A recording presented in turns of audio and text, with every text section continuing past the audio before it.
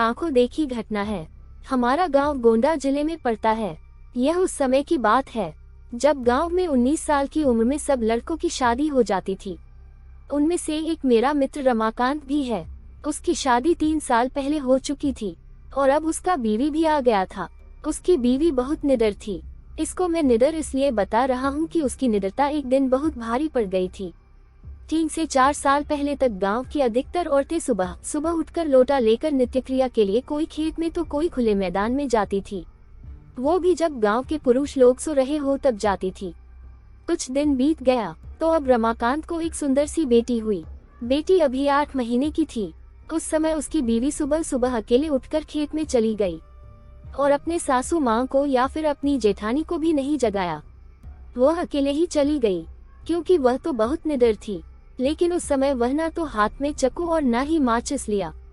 जिस घर को बच्चा पैदा होता है उसके 1 साल तक उस घर की औरत को बाहर अकेले नहीं भेजा जाता, वह भी सुबह सुबह बिना किसी को साथ लिए, क्योंकि उस औरत पे भूत प्रेत इन लोगों का साया जल्दी पड़ता है। लेकिन वह अकेले गई थी। तभी वहाँ बेल का पेड़ लगा था। उस पर एक चुड़ैल घूम रही थी जो इसके साथ नहीं आना चाहती थी, लेकिन फिर भी वह आ गई। जब रमाकांत की औरत खेत से आई तो लौटा फेंककर पलंग पर बैठकर गाना गाने लगी। बगल में ही खाट पर लेटी हुई उसकी बच्ची जोर जोर से रो रही थी, लेकिन वह तो गाने में व्यस्त थी, इसीलिए उसे सुनाई नहीं दिया।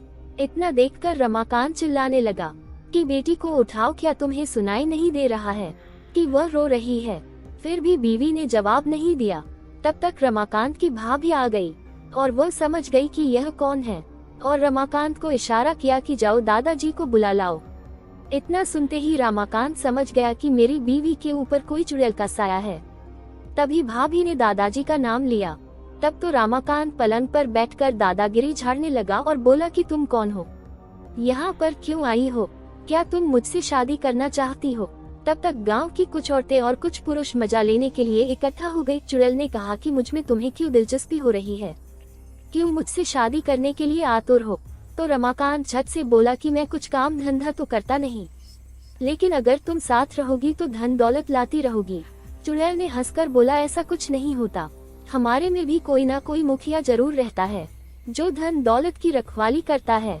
तुम चाहो तो हमारी दुनिया में चलो, तब मैं तुम्हें सब कुछ दूंगी, पर अभी नहीं क्योंकि तुम जीवित हो। रमाकांत समझ गया कि अब मेरे हाथ कुछ नहीं आने वाला है, तो उसने बोला कि ब्राह्मण परिवार में आते हुए तुम्हें डर नहीं लगा? और नीचे बैठे हुए सब लोग मजे लेते हंस रहे थे। तब तक दादाजी भी आ गए और बोला कि यहाँ से सब लोग हट जाओ और अपने अपने घर जाओ। इतने में रमाकांत की बीवी भी पलंग से नीचे उतरकर सिर पर पल्लू डाल दिया और चुड़ैल भी चली गई। तब रमाकांत मन ही मन बड़बड़ाने लगा कि इनको भी अभी आना था, अगर थोड़ी देर बाद आते तो क्या पता मैं भी माला माल हो जाता। बेचारा रमाकांत बहुत दुखी हो गया।